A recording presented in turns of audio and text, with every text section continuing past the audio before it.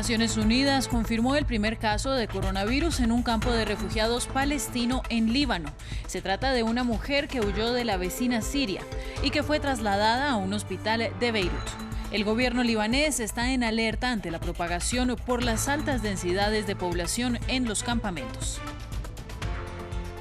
Hoy el presidente Donald Trump firmará la orden ejecutiva para suspender temporalmente la inmigración, argumentando que los estadounidenses desempleados por el COVID deben ser los primeros en la línea. Mientras tanto, el Senado aprobó un paquete de ayuda de 480.000 millones de dólares para pequeñas empresas y hospitales. Y hoy es el Día Internacional de la Tierra. La celebración se da en un contexto de pandemia que ha obligado a la población mundial a darle un respiro al planeta. En confinamiento, la polución se ha reducido en diversas ciudades como Nueva Delhi, una de las más contaminadas, con 60%, Seúl con 54% y Nueva York con 25%. Buenos días, aquí comienzan las noticias más importantes de América Latina y del mundo. Mi nombre es Ángela Gómez, bienvenidos. Iniciamos el informativo actualizando las cifras mundiales de COVID-19. Hay en el planeta 2,5 millones de contagiados con el virus. Casi 700.000 se han recuperado y los fallecidos son 178.000. Con una particularidad del día de hoy, y es que por primera vez en 2 semanas se reportaron menos de 5.000 fallecimientos diarios, según confirmó la Organización Mundial de la Salud. Y vamos al Líbano. El gobierno mostró su preocupación tras confirmarse el primer caso de COVID-19 en un campo de refugiados palestino. La alta densidad poblacional de estos centros es un factor determinante en la expansión masiva de contagios. Los detalles sobre este centro de refugiados y las medidas que se tomarán los tiene nuestra corresponsal en Beirut, Ethel Bonet. Justo después de que el Ministerio de Salud libanés declarara 0 casos de COVID-19 en las pasadas 24 horas, esta mañana la Agencia de Naciones Unidas para los Refugiados Palestinos, la UNRWA, ha declarado el primer caso de coronavirus entre la población refugiada. Se trata de una mujer del campamento de Wabel, un antiguo cuartel militar de época del protectorado francés, que ha sido trasladada al único hospital público que trata los casos de coronavirus en Beirut, el Hospital Rafik Hariri. Las autoridades libanesas han enviado después un equipo médico para hacer test en el campamento. Desde que comenzó la crisis por el coronavirus el 20 de febrero, que se detectó el primer caso, una mujer que había viajado a Irán, tanto las autoridades libanesas como las agencias humanitarias temían de que hubiera casos entre los refugiados sirios y palestinos, ya que de propagarse un solo caso en los campamentos sería mucho más rápido que entre la población libanesa. Y es que los refugiados, la mayoría viven en condiciones muy duras, sin medidas higiénicas y prácticamente sin agua potable para poder vivir y para poder seguir el tratamiento por el coronavirus. Pasamos a Estados Unidos. El Senado aprobó este martes un nuevo paquete de ayuda por valor de 484.000 millones de dólares. Se trata de un auxilio de préstamos a pequeñas empresas, además de fondos a hospitales y para pruebas del coronavirus. Se espera que la Cámara Baja apruebe el proyecto este jueves para que luego pase a ser firmado por el presidente Donald Trump. Este será el cuarto paquete de estímulo para contener los daños económicos por la pandemia. Entre tanto, el presidente también está tomando medidas. Dice que los estadounidenses desempleados deben ser los primeros en tener acceso a nuevas oportunidades y por eso suspenderá temporalmente la emisión de green cards a extranjeros que buscan residencia permanente. Veamos el informe de Juan Pupiales. Estados Unidos, un país con aproximadamente 44 millones de personas nacidas fuera de sus fronteras, quiere filtrar la llegada de extranjeros para darle prioridad a sus nacionales. Es la idea del presidente Donald Trump, quien detalló el martes su plan de suspender la inmigración y así afrontar, según él, el golpe económico consecuencia de la pandemia del COVID-19. Esta pausa estará en vigor durante 60 días, periodo tras el que cualquier extensión o modificación será evaluada por un grupo de personas y por mí, con base en las condiciones económicas del momento. Esta orden solo aplicará para individuos que busquen una residencia permanente, en otras palabras, para aquellos que reciben Green Card. Según reportes, esta restricción no aplicará para labores esenciales como aquellas de los sectores de la alimentación, la agricultura o la salud. Tampoco se verán afectados los permisos de residencia temporal. Desde organizaciones en defensa de la población migrante advierten que el presidente Trump promueve la xenofobia con esta norma y aseguran que sería poco efectiva. Se ha demostrado una y otra vez que los inmigrantes generan empleo. Son un beneficio neto para la economía. Nos deja en desventaja. No nos va a ayudar a resolver el problema creado por el mal manejo de Trump sobre esta pandemia. Es una distracción. Desde ya se vislumbra una batalla en las cortes del país ante esta orden ejecutiva de Trump. No sería el primer litigio de ese tipo para el presidente. De hecho, hace un mes, el mandatario consiguió una importante victoria en la Corte Suprema que sostuvo una política federal para repatriar a 60,000 solicitantes de asilo de México. Solo en 2019, Estados Unidos otorgó 577,000 visas de residencia permanente. El Programa Mundial de Alimentos de la ONU advirtió que la crisis por el COVID-19 podría llevarnos al borde de una pandemia de hambruna. El director de esta organización indicó que el número de personas que sufren de hambre aguda podría duplicarse para finales de 2020. Andrés Mesa Muñoz tiene los detalles. Las medidas de confinamiento a nivel mundial por el COVID-19 han traído consigo desempleo y recesión.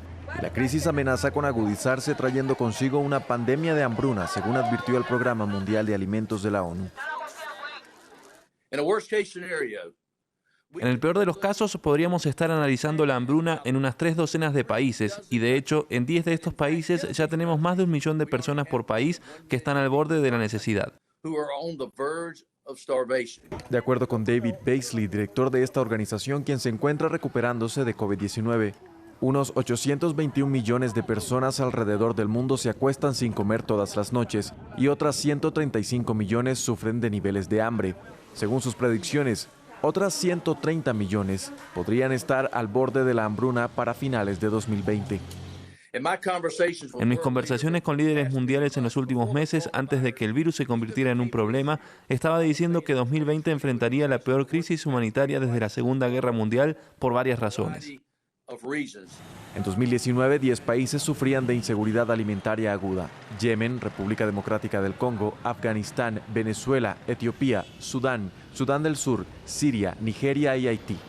Como consecuencia de guerras, crisis económicas, desastres naturales o casos como los enjambres de langostas que enfrentan varios países de África, sin contar con que estas naciones también padecen de una precaria infraestructura hospitalaria y fallos en los servicios públicos, en un momento donde el mundo insta, entre otras medidas, a lavarse las manos para luchar contra el coronavirus.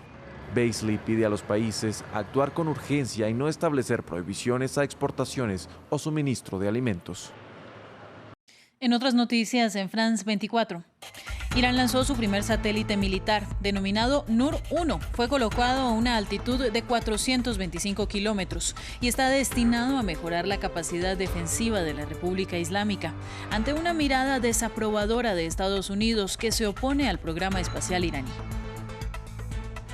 Los pakistaníes se están preparando para el mes sagrado del Ramadán, que inicia este fin de semana. La celebración este año será diferente bajo las restricciones de la pandemia. Sin embargo, las autoridades han cedido ante la presión religiosa, permitiendo oraciones diarias y congregaciones vespertinas en las mezquitas. Y el petróleo sigue cayendo. Previo al cierre del mercado en Europa, los precios de referencia Brent han tocado este miércoles su nivel más bajo desde 1999, a menos de $16 por barril. Esto debido a la baja demanda mundial a raíz de la pandemia del coronavirus. El barril WTI cerró a la baja el martes hasta los $9, tras un desplome histórico el lunes. El Día de la Tierra se celebra hoy en un año muy particular por la pandemia y por los daños del cambio climático. Por un lado, los confinamientos en el planeta provocaron caídas en los niveles de contaminación en numerosas ciudades, como Nueva Delhi, una de las urbes más contaminadas, que bajó en 60%. Pero aún así, los cambios en el planeta son foco de preocupación. Un pueblo indígena del estado de Washington, en Estados Unidos, ve su comunidad en peligro por el cambio climático. Y la activista Greta Thunberg, en alianza con una organización de Los Ángeles, lanza una campaña para concientizar a la humanidad. Las tierras de los Quinault, al norte de Estados Unidos, en Washington, un pueblo indígena cuya identidad ha girado en torno a la pesca, especialmente al salmón rojo. Una especie que cada día es más difícil de conseguir. El cambio climático ha afectado la temperatura de las aguas y ahora escasea en las aguas cristalinas del lago Quinault. Creo que definitivamente es el cambio climático, porque lo que sucedió con el salmón rojo y sus zonas de desove, es decir, ya ni siquiera hay un glaciar. Y eso es lo que ocurre con todo el clima cálido. Los glaciares no se acumulan y el agua no es tan fría para que puedan subir y desovar y sobrevivir. Sus tierras también se están inundando y buscan respaldo del Estado para poder mudar su pueblo a la parte alta. Pero lo que más les preocupa es el riesgo que corre su entorno. Jennifer Scott trabaja en recursos humanos en la reserva indígena y ha sido testigo del deterioro. En realidad me dan ganas de llorar porque no puedo imaginar que algún día nuestros nietos no van a saber lo que es una espalda azul y qué significa perder este pez por siempre. Es un aniversario muy particular del Día de la Tierra. La amenaza del cambio climático y la pandemia que afecta al mundo pueden abrir los oídos a quienes no han querido escuchar. O por lo menos, eso cree la activista sueca Greta Thunberg, que lanzó una dura campaña. Una familia vive un día normal en medio del incendio voraz de su casa. La escena final, advierten, puede ser el reflejo de lo que pasa con nuestro planeta si no nos decidimos a actuar. La pandemia del coronavirus le dio cierto respiro al planeta. En la capital boliviana, la contaminación del aire se redujo drásticamente.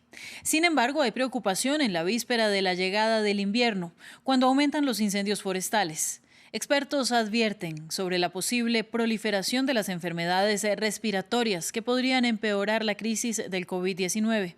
Informe de Daniela Blandón.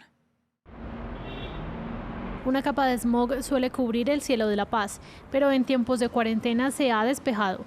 Los datos oficiales del gobierno municipal han demostrado que la contaminación del aire, originada por la fuerte emisión de gases de efecto invernadero y de combustible diésel, disminuyó en un 56% con respecto al mismo periodo del año pasado, y hay mejoras similares en las ciudades aledañas. Todo después de la entrada en vigencia del confinamiento el 12 de abril. En la ciudad de La Paz se desplazan aproximadamente 450.000 vehículos al día, entre públicos y privados. A partir de la cuarentena hemos visto que se ha disminuido alrededor de un 20% hasta un 10% del flujo vehicular. Pero el hemisferio sur se alista para la temporada invernal en las próximas semanas y con ella los incendios forestales. La descontaminación y el regreso de la vida silvestre podrían ser flor de un día. Con los agricultores quemando tierra a toda marcha para prepararla para nuevos cultivos, la temporada de incendios en Bolivia se extiende por 6 meses y esparce humo y ceniza por todo el territorio. Los habitantes ya han estado expuestos a un nivel de contaminación, y sea en mayor o menor grado, lo que ha afectado también su capacidad inmunológica, especialmente para enfermedades respiratorias. Por lo tanto, la capacidad de los habitantes para resistir un posible contagio del COVID está disminuida. Hace un año, Bolivia sufrió los peores incendios forestales de su historia. Perdió 5,3 millones de hectáreas y este año no se espera una mejora. A pesar de que los índices de contaminación están bajando, la deforestación también lo hace y puede que a un ritmo más alto.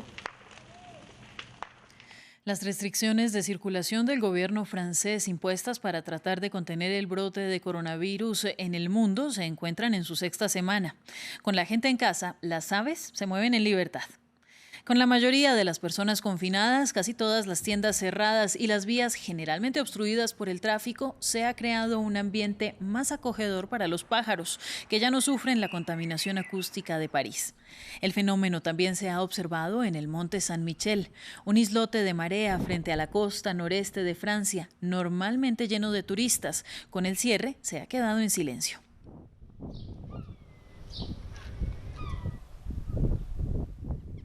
Así llegamos al final de este informativo. Usted recuerde seguirnos en france24.com. Por favor, quédese en casa y lávese las manos. Buenos días.